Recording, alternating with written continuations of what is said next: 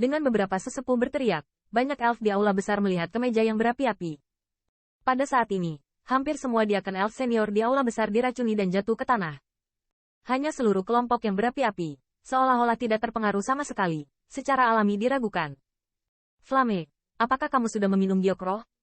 Tanya seorang lelaki tua mengerutkan kening di ruang Raja Roh. Pasangan yang berapi-api itu menyukai anggur sebagai nyawanya, dan mereka juga memiliki ketenaran di perlombaan roh yang baik. Tetapi kesetiaan mereka kepada perlombaan roh yang baik seharusnya tidak diragukan lagi. Jadi Raja Roh yang baik tidak segera memerintahkan mereka orang-orang ditangkap. Tuan, kami, minum sedikit. Orang-orang yang ganas saling memandang. Beberapa dengan tulus ketakutan, berkata dengan tegas. Sampai sekarang, mereka baru mengerti sedikit. Sepertinya ada yang salah dengan giok roh, sedikit. Mendengar ini, ada ekspresi keraguan di wajah para sesepuh yang masih bersikeras. Keganasan orang-orang galak ini tidak kalah dengan mereka. Bagaimana mereka bisa melawan giok roh? Siapa yang tidak meminum giok roh yang dipertanyakan selama seluruh perjamuan? Kecuali, mereka sudah tahu ada masalah dengan giok roh ini. Dan melihat ke seluruh aula besar, sepertinya hanya mereka yang berapi-api di meja ini yang tidak diracuni. Sisanya, apakah itu diaken, penatua, elf kerajaan, atau bahkan ratu elf, meminum minuman giok roh racun berdarah? Api, apa yang terjadi? Ratu elf duduk di singgasana kristal, dan suara daftar itu terdengar sedikit marah. Mereka yang datang ke perjamuan ini semuanya adalah eksekutif inti dari Spirit Rache. Saat ini, selain pesta yang berapi-api, semuanya sukses. Bahkan jika masih ada beberapa elf kerajaan dan elf tingkat tinggi inti yang belum datang untuk berpartisipasi, dan untungnya lolos. Tetapi jika racun haus darah tidak dapat diselamatkan, setelah kumpulan kekuatan ini hilang, itu pasti masalah besar bagi krisis Spirit Rache yang bagus. Raja, kami tidak tahu apa yang terjadi. Di bawah minuman ringan Ratu Elf, yang dengan sengit menunggu keempat lelaki tua itu berlutut ke tanah dengan ngeri, wajah mereka seperti abu kematian. Di samping, Qin Yichen memegang Xiao Linger, alisnya juga berkerut, dan tentu saja dia tahu bahwa mereka bukanlah orang yang diam-diam meracuni. Alasan mengapa mereka tidak meminum giok roh adalah karena agak sulit untuk ditelan dibandingkan dengan Divine Immortal kelas atas. Dan, meskipun mereka sangat mahal sebagai diaken elf tingkat tinggi, dengan status mereka, jelas tidak mungkin untuk mencapai manajemen pembuatan bir batu giok. Ras roh yang diracuni secara diam-diam pasti lebih tinggi dari ras roh yang ganas. Tetapi saat ini, para senior ras roh hampir musnah. Siapa yang mampu melakukan ini? Tanda seru. Tanda seru. Intuisi memberitahu Qin Yichen bahwa orang-orang di balik kejadian ini kemungkinan besar terkait dengan serangan Avril di pinggiran hutan peri. Bahkan mungkin karena kegagalan Aiweier, dia hanya bisa membiarkan orang besar rahasia melakukan apapun yang dia bisa. Melihat empat orang yang berapi-api, alis Ratu Elf dan yang lainnya semua mengerutkan kening. Dengan pemahaman mereka yang sengit, yang terakhir tampaknya tidak dapat melakukan hal semacam ini.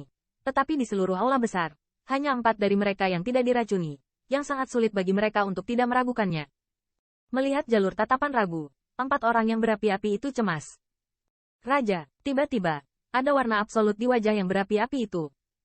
Dia memberi hormat kepada Ratu Elf di singgasana kristal, dan kemudian, di jalur mata yang salah, memutar batu giok roh di atas meja anggur, minumlah. Api. Melihat pemandangan ini, lelaki tua yang ringan dan 3 orang lainnya berteriak keras, tapi sudah terlambat. Raja, aku sibuk sepanjang hidupku, dan kali ini aku membawa seorang asing junior untuk menghadiri jamuan makan. Setelah meminum beberapa teguk giok roh yang diseduh dengan keras, dia hanya meletakkan kendinya, dan berkata dengan tulus, tapi aku tidak akan pernah mengkhianati ras roh. Dan tidak mungkin melakukan tindakan keji seperti itu. Setelah tidak mengatakan apa-apa, dia membungkuk ke tanah dengan keras dan hormat, tidak ada lagi kata-kata. Dalam adegan ini, beberapa perubahan terjadi pada wajah Ratu Elf. Elf selalu tak terbantahkan di dunia, dan mereka tidak terlibat dalam hal-hal seperti mesin pikiran. Orang tua yang ringan 3 melihat ini, mengatupkan giginya, dan membawanya ke batu giok roh di atas meja anggur. Menurut mereka, ini menjadi satu-satunya cara mereka untuk membuktikan diri. Cukup. Dan di saat berikutnya, mereka tiba-tiba merasa bahwa tubuh mereka dikunci oleh kekuatan yang tak terlihat, dan pada saat yang sama, suara Ratu Elf terdengar. Wang, ini benar-benar bukan kita. Segera setelah kekuatan pemenjaraan menghilang, lelaki tua yang ringan dan yang lainnya berlutut lagi, dan berbisik. Diduga oleh orang yang sama, ini bahkan lebih tidak nyaman daripada membiarkan mereka mati secara langsung. Mereka lebih suka diracuni bersama, dimakan oleh racun yang haus darah, dan tidak ingin menjadi pengkhianat ras roh. Saya mengerti, namun, ada beberapa lelaki tua yang mereka harapkan adalah bahwa Ratu Elf tidak lagi meragukan mereka tetapi berkata dengan ringan. Raja, melihat pemandangan ini, para patriark elf, bahkan para elf kerajaan, yang secara paksa menekan racun di dalam tubuh, telah mengubah penampilan mereka. Meskipun mereka tidak ingin percaya bahwa itu adalah racun di bawah api dan yang lainnya, hanya mereka yang paling mungkin sekarang. Mungkin hanya kepahitan mereka itu saja. Tidak perlu dikatakan lagi. Irene, pergilah ke Tree of Life. Ratu Elf melambaikan lengan gioknya, berkata dengan dingin. Ya. Mendengar ini, elf wanita parubaya mengangguk pada perjamuan di bawah singgasana kristal. Memacu kekuatan hidup untuk menekan racun dalam tubuh, adalah meninggalkan aula besar. Haha, Ratu yang mulia, saya tidak perlu pergi ke pohon leluhur. Namun, pada saat ini, sebuah tawa tua terdengar keras di aula besar. Segera setelah itu, 3 siluet terlihat, dan setelah aula besar, para Royal Elf memenuhi syarat untuk keluar perlahan. 3 siluet ini semuanya adalah jubah hitam. Hal yang paling mencolok adalah rambut coklat di kepala mereka yang sama sekali berbeda dengan elf senior. Melihat siluet di antara 3 orang itu, pupil mata Qin Yichen sedikit menyempit.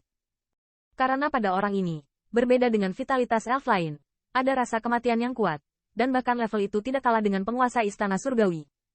Jelas, kehidupan orang ini telah berakhir. Bolt, Felixin, kamu tahu di mana ini? Segera setelah 3 orang muncul, mereka membuat elf kerajaan berteriak dengan keras.